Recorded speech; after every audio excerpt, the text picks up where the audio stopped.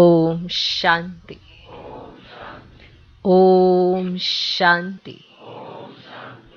आज की तारीख है 9 अप्रैल 2022। साकार महावाक्य। बाबा कहते मीठे बच्चे, बाप मनुष्य से देवता बनाने आए हैं।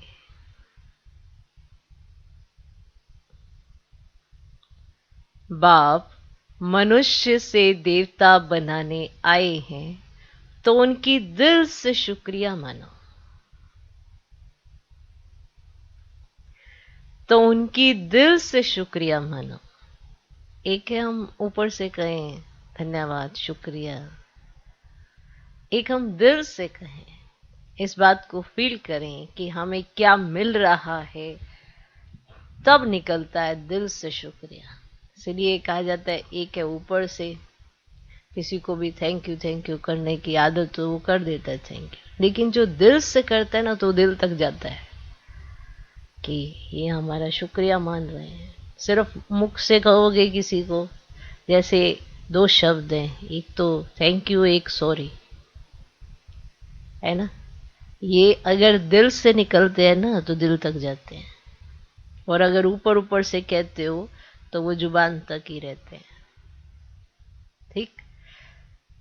तो बाप मनुष्य से देवता बनाने आए हैं, तो उनकी दिल से शुक्रिया मानो, श्रीमत पर चलते रहो। अब ये शुक्रिया मानी है तो हमें रहेगा जो वो हमारे लिए कहें हमें वो करना है। तो उनकी दिल से शुक्रिया मानो, श्रीमत पर चलते रहो, एक बाप से सच्ची प्रीत रखो।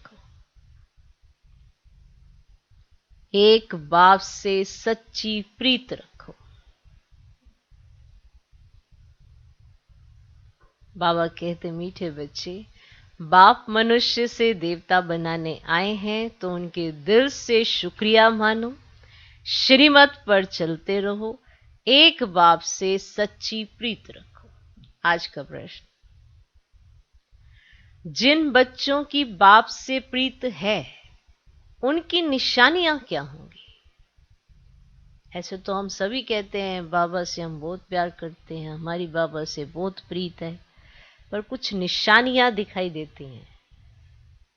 जिन बच्चों की बाप से प्रीत है, उनकी निशानियां क्या होंगी? उत्तर, बाप से सच्ची प्रीत है तो एक उन्हें ही याद करेंगे,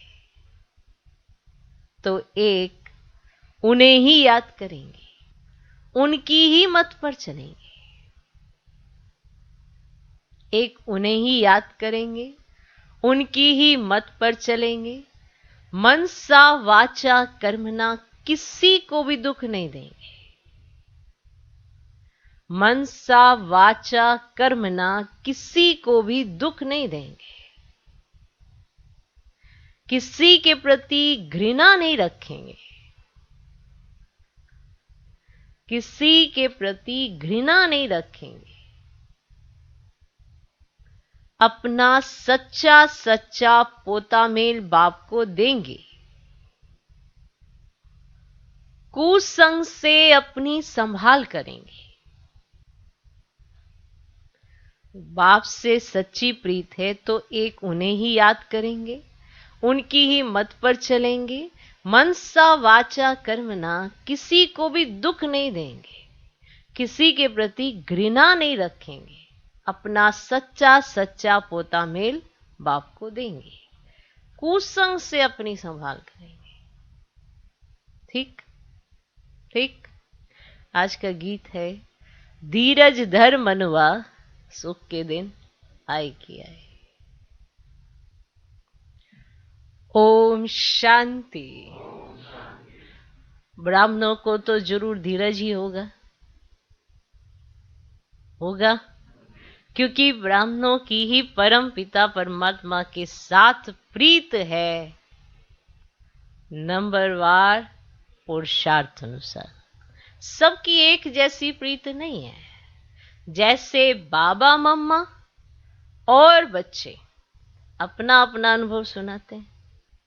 सबकी एक जैसी प्रीत नहीं है, जैसा जिसका पुरुषार्थ उसकी प्रीत वैसी। जैसे बाबा मम्मा भी अपना अनुभव सुनाते और बच्चे भी अपना अपना अनुभव सुनाते हैं। अहम आत्मा अपने लिए कहते हैं, बाबा फिर अहम परमात्मा कहेंगे। अहम आत्मा कहती है, मैं परम पिता परमात्मा को बहुत याद करती हूँ, क्योंकि जानती हूं आधा कल्प हमने रावण राज्य में बहुत दुख होता है, देखा है ना, हमने बहुत दुख देखा है ना। आधा कल्प ऐसे भी नहीं शुरू से दुख होता है, नहीं, रावण राज्य में धीरे धीरे दुख की वृद्धि होती है, कलाएं कम होती जाती हैं। अहम आत्मा को अब परम पिता परमात्मा बतलाते हैं कि पहले तुम अव्यभिचारी भक्ति में थे, सिर्फ मुझे याद करते थे, ठीक। फिर व्यभिचारी रजोगुनी भक्ति में आए, अभी तो तमोगुनी भक्ति हो गई है। जो आया उनको पूजते रहते हैं, इसको कहा जाता है भूत पूजा, क्योंकि शरीर 5 तत्वों का बना हुआ है। अब यह फलाना स्वामी है, सिर्फ 5 तत्वों के शरीर को देख कहते हैं। अब उन्हों के चरणों में गिरते हैं। अब यह है तमो प्रधान भक्ति। अभी हम आत्मा जानते परम पिता परमात्मा फिर से आए हैं हमको अपना वर्षा देने, इसलिए जितना हो सके उनको याद करते हैं। उनका फरमान है, निरंतर मुझे याद करो, देही अभिमानी भव अथवा आत्म अभिमानी भव। बाबा सुनाते हैं, घड़ी घड़ी बाप का शुक्रिया करता हूं। कौन कह रहा है? बाबा सुनाते हैं, घड़ी घड़ी बाबा का शुक्रिया करता हूं। बाबा आपने मुझे अंधियारे से निकाला है। बाबा के साथ हमारी प्रीत है, और सबकी है विनाश काले विपरीत बुद्धि, वे पूरा वर्षा ले ना सके। लौकिक बच्चों की बाप से प्रीत होती है, और बाप की मत पर चलते तो बाप भी राजी होते हैं। अगर बच्चा मत पर नहीं चलता तो बाप राजी नहीं रहता। जो मत पर ना चले वह कपूत ठहरा। क्या ठहरा? कपूत ठहरा। तो बेहद का बाप भी कहते हैं, मुझे याद करो तो तुम्हारे विक्रम भस्म होते जाएंगे। मेरे बने हो तो कोई भी पाप कर्म कर्मेंद्रियों से नहीं करना, कभी श्रीमत का उल्लंघन नहीं करना। बाप तुम्हें पुजारी से पूज्य बना रहे हैं ना, तो बाप का कितना शुक्रिया मानना चाहिए। माना हमें कहां से लेकर कहां बाबा पहुंचा रहे हैं, कैसे बाबा ने हमको अपने दिल में बिठाया है। हम हैं क्या? अपने कर्मों को अगर देखे ना तो खुद भी ऐसा लगता है कि अरे हम लायक नहीं है, फिर भी बाबा ने हमको सर माथे पर रखा हुआ है। तो बाबा का हमें कितना ना शुक्रिया करना चाहिए। उनकी मत पर नहीं चलेंगे तो जन्म जन्मांतर के लिए पद भ्रष्ट कर देंगे। भल हम यहाँ भ्रष्ट मूत पलिति को कहते हैं, परंतु वहां कम पद को तो भ्रष्ट पद ही कहते हैं ना। भले यहाँ पे मन पद भ्रष्ट कर देंगे, मना भगवान ने आपके लिए क्या सोचा हुआ है, और आप अपने कर्मों से उस पद को भ्रष्ट ही कर लेंगे ना। तो बाप कहते अच्छी रीति प्रीत लगाओ।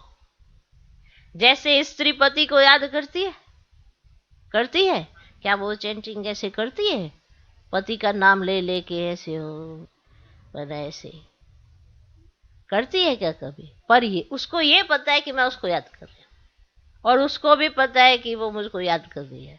तो उसकी जो भावनाएं हैं ना, उससे पता पड़ता है। क्या बार बार बोलती है कि मैं तो पति को बहुत याद करती हूँ, उसकी एक्टिविटी बताती है कि ये बहुत याद करती है। समझा?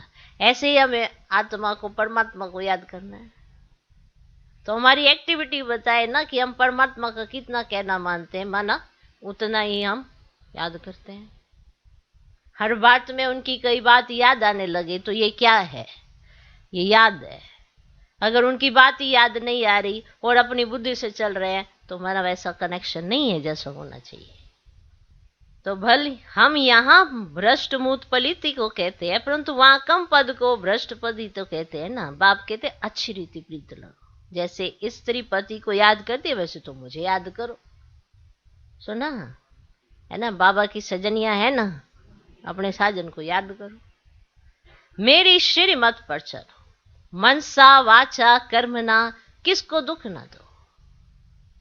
मन में भी किसी के लिए भी घृणा नहीं रखना। अब ये आपके साजन का फरमान नहीं, आपको एक राय दी गई है। अब रखोगे तो अपना ही नुकसान करोगे। तो परमात्मा कहता है किसी के लिए ना घृणा नहीं रखना। अगर घृणा रखी, कंपैरिजन, जो तुमको मिल रहा है ना उसका तुम अनुभव नहीं कर सकते हो। जहां तुमने कंपैरिजन किया, जहां तुमने ये तालमेल ऐसा ऊपर नीचे किया, वहां तुमको मिलने वाली प्राप्ति दिखाई नहीं पड़ेगी, आंखों पे पट्टी बंध जाती है। तो इसीलिए मन में भी किसी के लिए भी घृणा नहीं रखना। हर आत्मा अपना अपना पार्ट बजा रही है।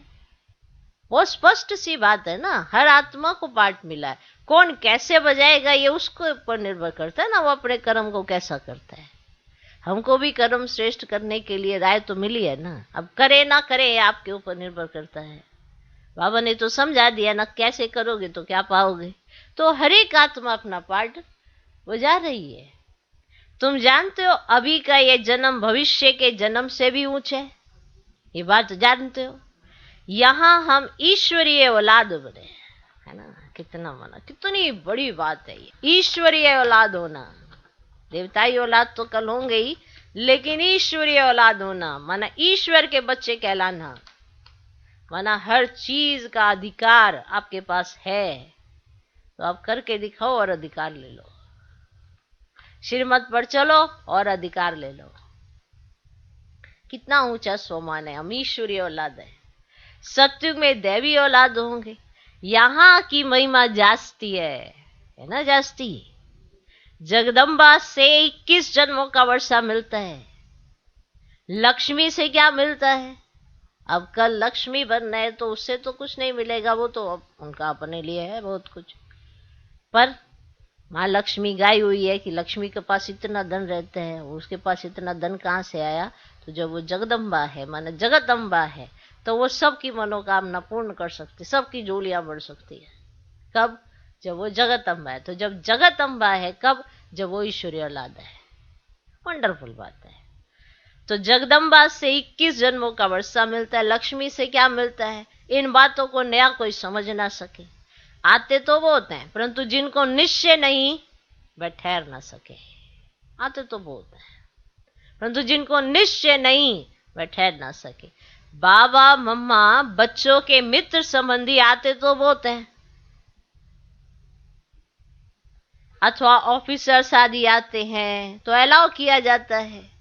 कहाँ तीर लग जाए, बेचारों का कल्याण हो जाए, झट पता लग जाता है कि ईश्वरीय कुल का है व आसुरी कुल का है, झट पता पड़ जाता है। प्रीत लगती है व नहीं।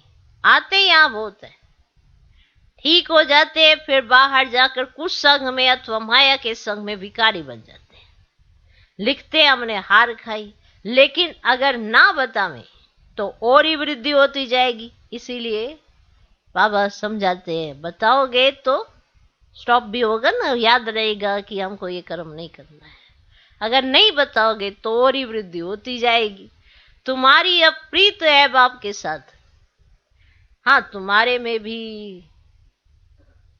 बताओ क्या नंबर व पुरुषार्थ अनुसार प्रीत बुद्धि है। शिव बाबा बच्चों को समझाते हैं, कभी भी कोई भी कर्म नहीं करना, श्रीमत पर चलना। बाबा के बने हो तो तुम्हारी चलन भी ऐसी होनी चाहिए, बाबा को पूरा मालूम होना चाहिए, समझे। बाबा मुक्ति, जीवन मुक्ति, विश्व की बादशाही देते हैं, और बच्चों के पास क्या है वे बाप को पता ही नहीं है। बताओ बाबा तुमको क्या देते और तुम अपनी पूरी रिपोर्ट बाबा को नहीं देते, है ना। बाबा तुमको मुक्ति, जीवन मुक्ति, विश्व की बादशाही देते हैं, और बच्चों के पास क्या है वे बाप को पता ही नहीं। बाप के पास तो पूरा पोता मिलाना चाहिए।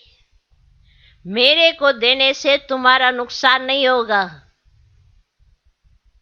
बाप के पास तो पूरा क्या आना चाहिए? पोता मेल आना चाहिए। फिर बाबा ने कहा मेरे को देने से तुम्हारा नुकसान नहीं होगा। एक हाथ से करेंगे, 1000 भुजाओं वाला तुम्हारा पीछे पता नहीं ऐसे भरता जाता है। वंडरफुल है बाबा हमारा। समझा? मेरे को देने से तुम्हारा नुकसान नहीं होगा। वे तो सब पैसे आदि अपने काम में ही ले लेते हैं, मैं तो हूं निराकार। तुम बच्चों के ही काम में लगाता हूं। जैसे गांधी जी देश के काम में लगाते थे, इसलिए उनका नाम वाला है। बरोबर गांधी ने कांग्रेस राज्य स्थापन किया, नहीं तो यहाँ राजाओं का राज्य था। अभी बाप फिर से नई राजधानी राम राज्य स्थापन कर रहे हैं। ये बात सभी बच्चों की बुद्धि में बैठती नहीं है। अगर बैठे तो खुशी का पारा भी चढ़े। अब आप सोचो खुद, अंग्रेज जब आए तो उस समय राजाएं थे, है ना?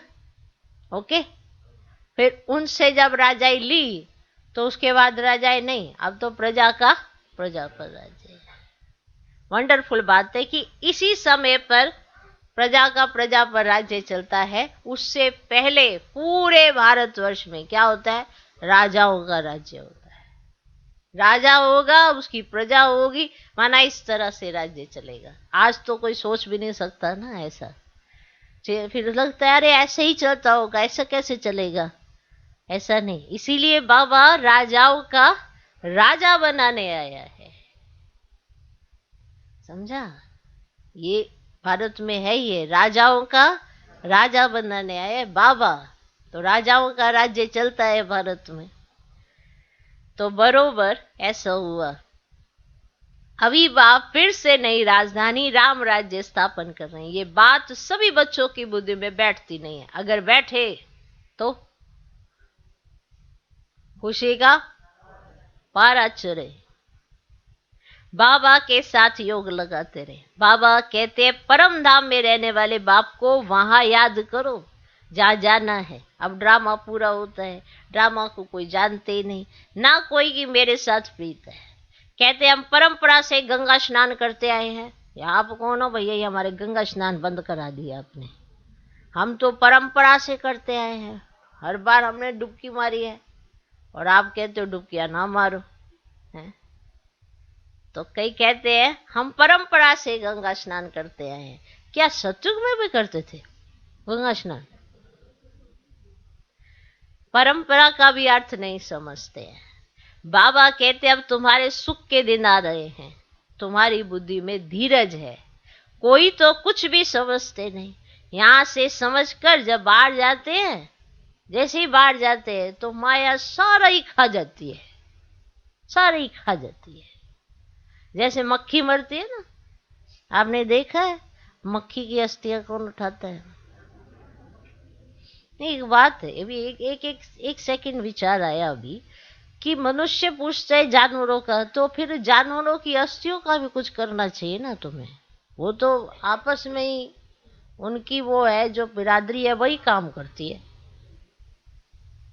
बताओ।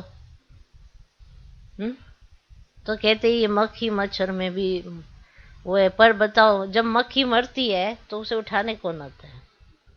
ऐसी बात, ऐसे संकल्प आया। लेकिन बाबा कहने का क्या अर्थ है कि जब यहाँ से बाहर जाते हैं तो ऐसे ही मर जाते हैं जैसे कुछ सुना ही नहीं हो।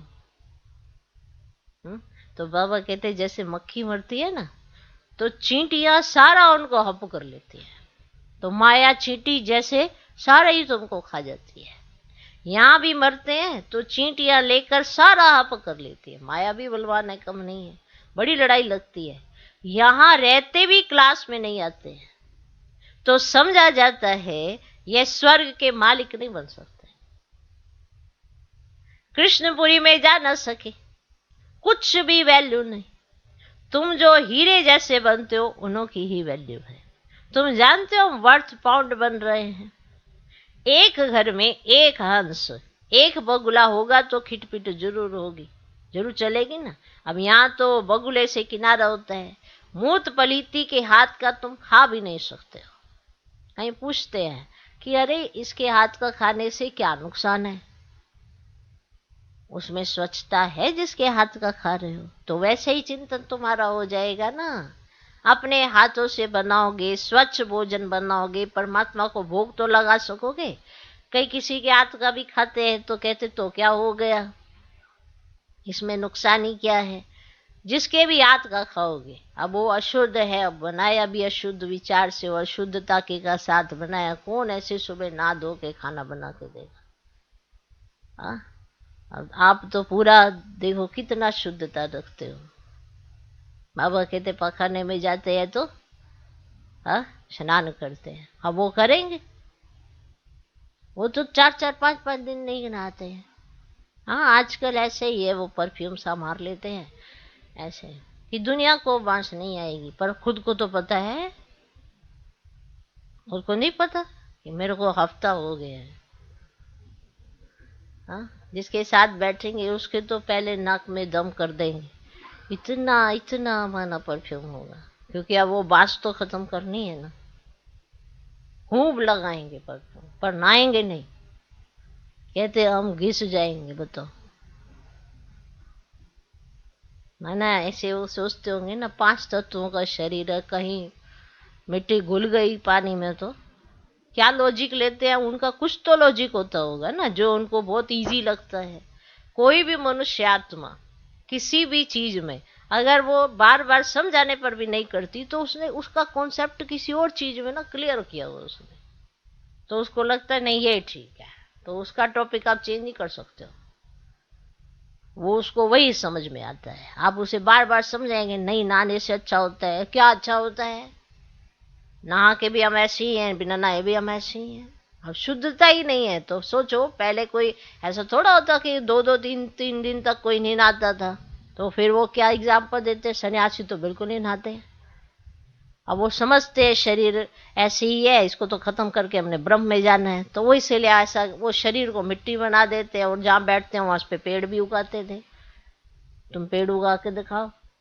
तो उन्होंने तो अपनी बुद्धि सब तरफ से हटाई तो ऐसा कर दिया, लेकिन तुम तो दुनिया में विचरण कर रहे हो, दुनिया को तो न जलाओ। तो स्नान करना उनको लिए बड़ा डिफिकल्ट है। अभी ये सर्दियों में तो कोई महीना महीना नहीं, उसमें एक दिन नहाते हैं।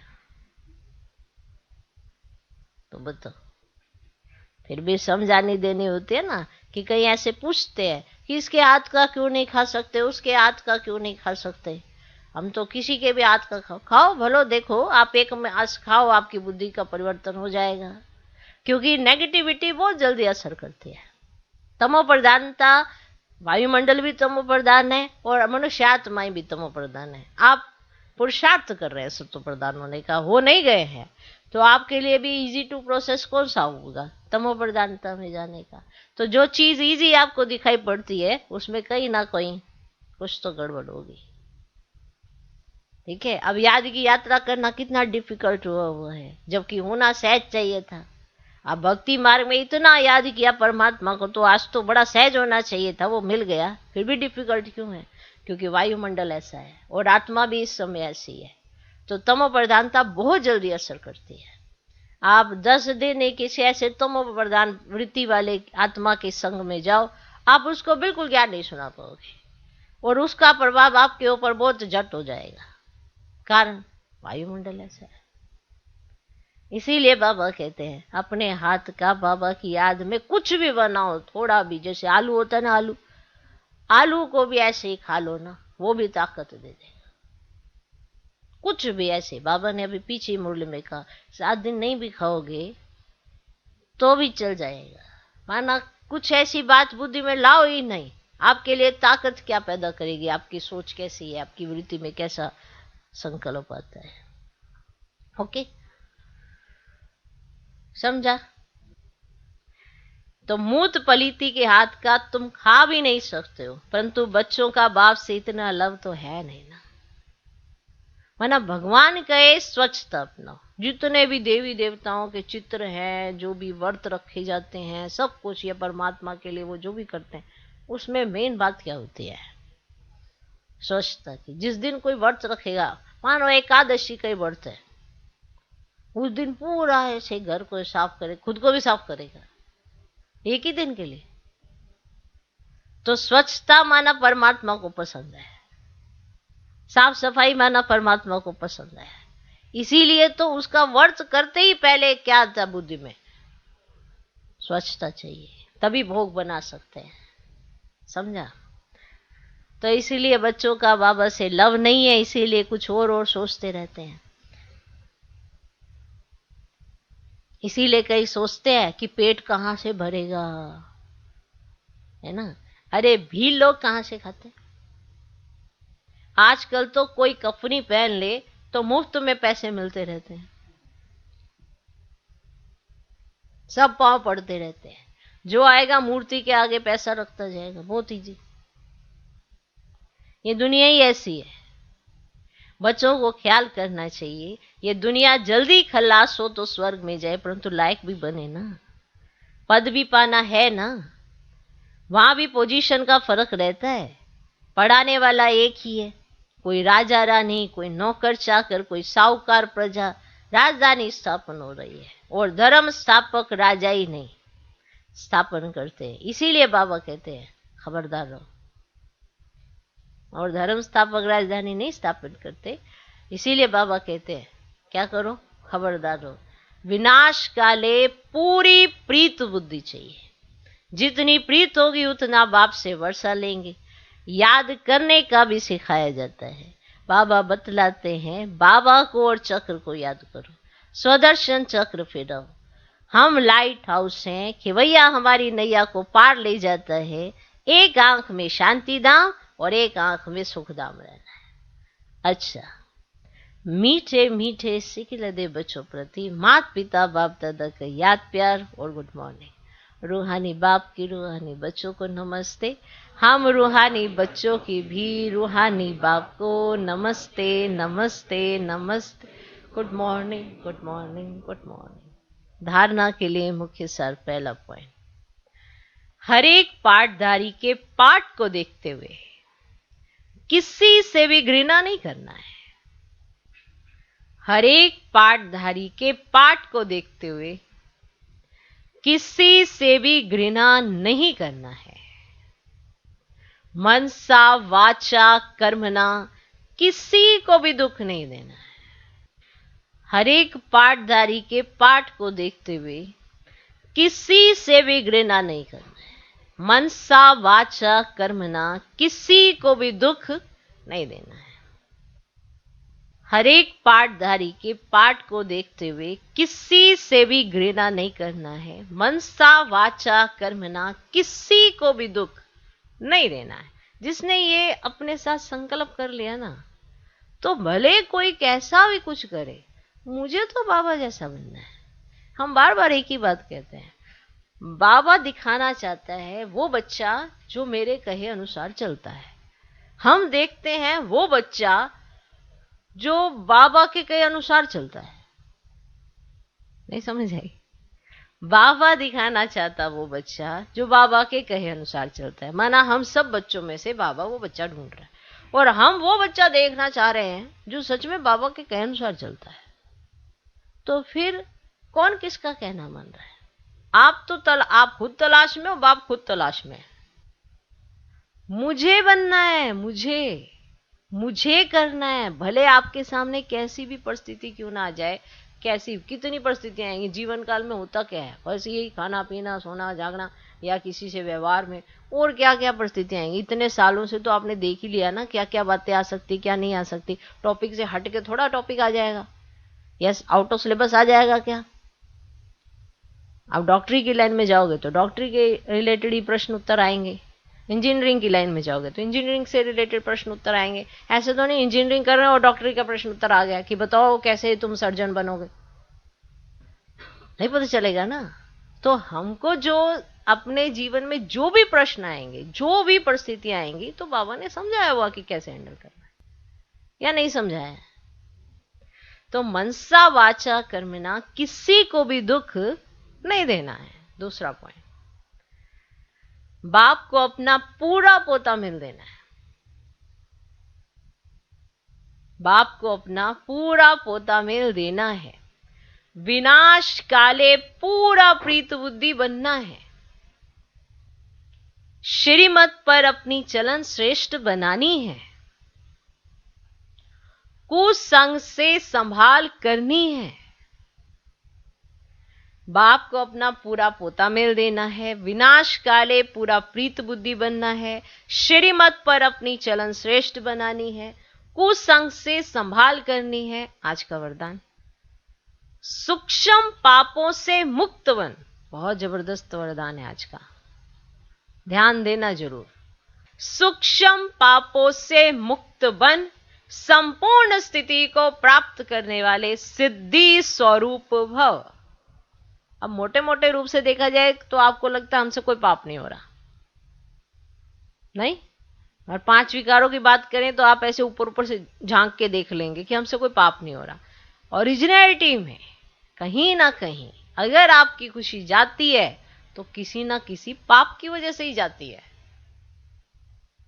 सूक्ष्म पापों से मुक्त बन, संपूर्ण स्थिति को प्राप्त करने वाले सिद्धि स्वरूप भव।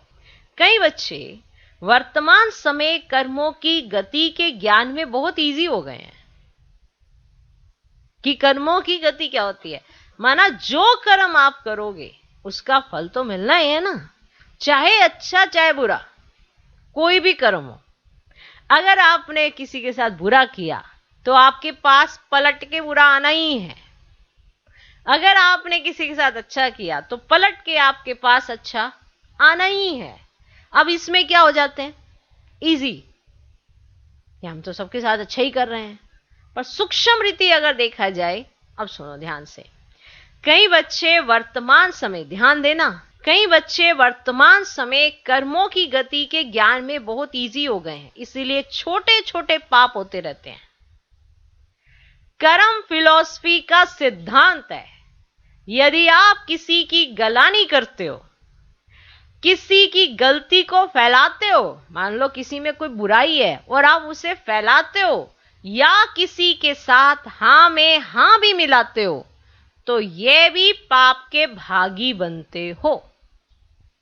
पर ध्यान देना, कर्म फिलॉसफी का सिद्धांत है, माना कर्म फिलॉसफी का एक सिद्धांत बना हुआ है कि यदि आप किसी की गलानी करते हो, किसी की गलती, माना किसी के अंदर कोई बुराई है और उसको फैलाते हो, या किसी के साथ हां में हां भी मिलाते हो, तो ये भी पाप के भागी बनते हो।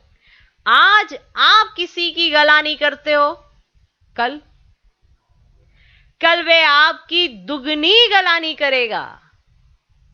लिख लो इसको, तो पक्का कर लो। इसीलिए आपको कई बार लगता है कि इनका बाबा से बड़ा प्यार है, बाबा इनसे बड़ा प्यार करता है, या किसी के साथ भी ऐसा, किसी के अंदर का भाव, जो उसकी वृत्ति का भाव है, वो ही दूसरों को आकर्षित कर सकता है। ये कोई मस्केबाजी वाली वो कहानी नहीं है, ये ईश्वरीय परिवार है। तो आज आप किसी की गलानी करते हो, मान लो आपने किसी की गलानी की, किसी की बुराई की, तो कल वे आपकी दुगनी गलानी करेगा। ये कर्म फिलॉसफी में आता है। ये छोटे छोटे पाप संपूर्ण स्थिति को प्राप्त करने में विघ्न रूप बनते हैं। इसीलिए कर्मों की गति को जानकर पापों से मुक्त बन, सिद्धि स्वरूप बनो। इस पे जरूर स्टडी करना, जरूर चिंतन करना कि कैसे कैसे हर चीज लौट के अपने पास आती है। ये कर्म फिलॉसफी है। आज का स्लोगन, आदि पिता के समान बनने के लिए, बनना चाहते हैं सब, आदि पिता के समान बनने के लिए शक्ति, शांति और सर्वगुणों के स्तंभ बनो। आदि पिता के समान बनने के लिए शक्ति, शांति और सर्वगुणों के स्तंभ बनो। माना इतनी मजबूती होनी चाहिए, इतना पक्कापन। ओके, ओम शांति। मातेश्वरी जी के अनमोल महावाक्य। निराकारी दुनिया अर्थात आत्माओं के रहने का स्थान। जब हम निराकारी दुनिया कहते हैं तो निराकार का अर्थ यह नहीं कि उनका कोई आकार नहीं है, परंतु कोई दुनिया जरूर है, उसका स्थूल सृष्टि मुआफिक आकार नहीं है। जैसे परमात्मा निराकार है लेकिन उनका अपना सूक्ष्म रूप अवश्य है। बिना सूक्ष्म रूप के तो कोई भी चीज नहीं होती ना, तो उनका सूक्ष्म रूप अवश्य है। हम आत्मा और परमात्मा का धाम निराकारी दुनिया है। तो जब हम दुनिया अक्षर कहते हैं तो इससे सिद्ध है वो दुनिया है और वहां कोई रहता है, तभी तो दुनिया नाम पड़ा है। अब दुनियावी लोग तो समझते हैं परमात्मा का रूप भी अखंड ज्योति तत्व है, लेकिन वह तो परमात्मा के रहने का ठिकाना है, जिसको रिटायर होम कहते हैं। तो हम परमात्मा के घर को परमात्मा नहीं कह सकते हैं। अब दूसरी है आकारी दुनिया, जहां पे ब्रह्मा विष्णु शंकर देवताएं आकारी रूप में रहते हैं। और यह है देखो साकारी दुनिया, जिनके दो भाग हैं। एक है निर्विकारी स्वर्ग की दुनिया, जहां आधा कल्प सदा पवित्रता सुख और शांति है। अब दूसरी है विकारी कलयुगी दुख और अशांति की दुनिया। तो अब यह दो दुनियाएं क्यों कहते हैं? क्यों कहते हैं दुनियावी? क्यों कहते हैं दो दुनियाएं? क्योंकि यह जो मनुष्य कहते हैं ना स्वर्ग और नर्क दोनों परमात्मा की रची हुई दुनिया है। इस पर परमात्मा के महावाक्य हैं कि बच्चे मैंने कोई दुख की दुनिया नहीं रची, जो मैंने दुनिया रची है वो सुख की रची है।